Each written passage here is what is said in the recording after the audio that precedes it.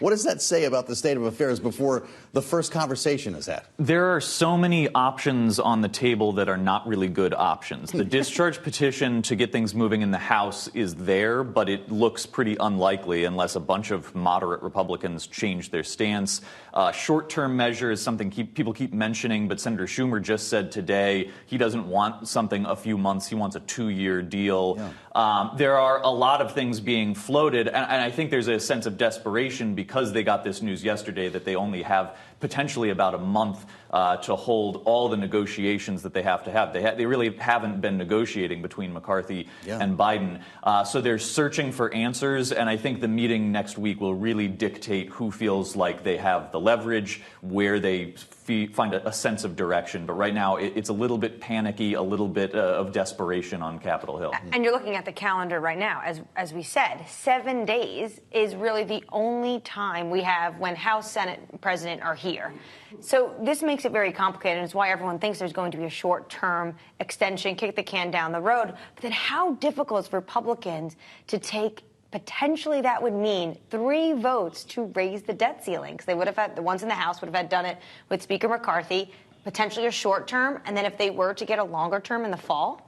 And McCarthy's going to do everything he can to protect his members on this. So they're going to look at, all sorts of options to make this more palatable politically. And as Jack mentioned that, that things are a little panicky right now because they just got this news yesterday. They only have a month. In some ways, this is good news for Congress because Congress does not act until there is a deadline in place. We've seen this time and time again that they never pass a budget. They never do anything until they are right up against the eve of something bad happening. So this really saves them in some ways, an entire summer potentially of having to kind of hem and haw and stake out their positions before they finally get to the deal-making stage. We're now in that stage. So you're going to see over the next, really, starting with that meeting on May 9th of how this shakes out. Remember, too, their calendar can always change. They can always keep people here over the weekend. Biden can change his schedule. So there are options outside those 7 days, but, it's going to be tricky to figure out how they maneuver all of that with a lot of different opinions still on the table. So we're going to have some late nights, probably some working weekends. Jack, you're probably not scheduling a lot of vacation time between now and the 1st of June here. And it was suggested earlier on Bloomberg Radio that, a real concerted negotiation wouldn't begin until a month before the deadline anyway. But that's not the way they're reading it at the White House. Press Secretary Karine Jean-Pierre weighed in on this today. Listen. The updated projection should be a wake-up call to Congress. It is time for the Speaker and the MAGA Republicans to stop the brinksmanship and act to prevent default. It is Congress's constitutional obligation to act, not hold the full faith and credit of the United States hostage unless we allow them to make cuts to programs hardworking Americans rely upon.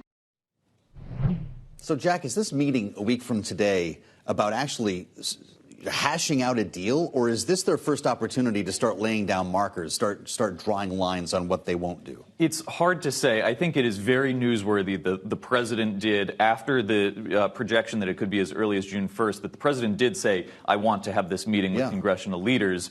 I talked to Jack Reed, a senior Senate Democrat who has a pivotal role in government spending issues and defense issues. He said, I don't know if it's going to be a meeting or if it's going to be the president kind of talking at them and then saying, what's your opening position? There are a variety of opinions of what comes out of this meeting.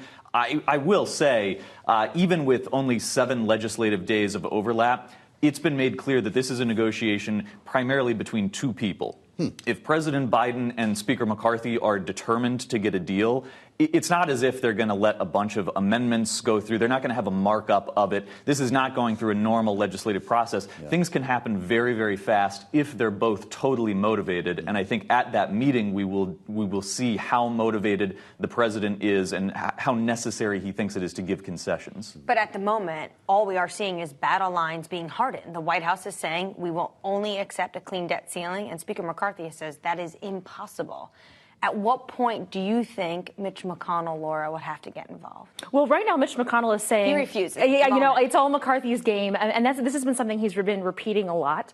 And McCarthy and McConnell have had this relationship that's been a little bit distant at times. They've gotten a lot closer, as well as McCarthy and McConnell have built a lot of trust over the past couple months. McCarthy has really proved himself as both winning the speakership, getting this vote through last week, that he's able to deliver. So you're going to see McConnell stand back for a long time, really, until potentially the final moment, if he needs to sweep in. But he said time and time again, he doesn't want to have to come in and be the broker on this deal. He wants to let the House and the White House figure this out. Is it Mitch McConnell or is it Chuck Schumer who can make a difference here? Because once this goes to the Senate, Jack, you're going to need a lot more Democratic votes than Republicans to push this potentially over the finish line here for something that Joe Biden will sign. Maybe, but maybe not. I think a major factor in this is they want a deal that can get through a House that's controlled by Republicans and doesn't end Kevin McCarthy's career as Speaker. So they don't want a 50-50 split relying evenly on Republicans and Democrats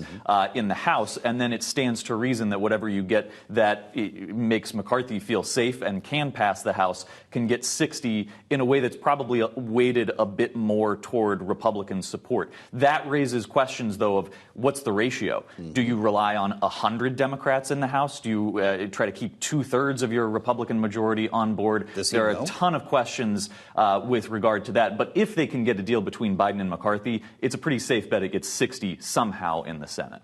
And if worse comes to worse, there's a discharge petition. What do you make of that? Is this real? That is really an if worse comes to worse. That's kind of a Hail Mary. The idea of a discharge petition forcing something in the House for a clean debt limit increase has been floated a lot by Democrats, but you would need moderate Republicans to totally change their position. These are members who just voted for the Republican bill that you need to sign off on the discharge petition to force a vote. So that is a Hail Mary. That's, if things really go wrong for Kevin McCarthy and Democrats win a game of chicken, the discharge petition is relevant. Otherwise, I think it's really, how many concessions can McCarthy get out of Biden?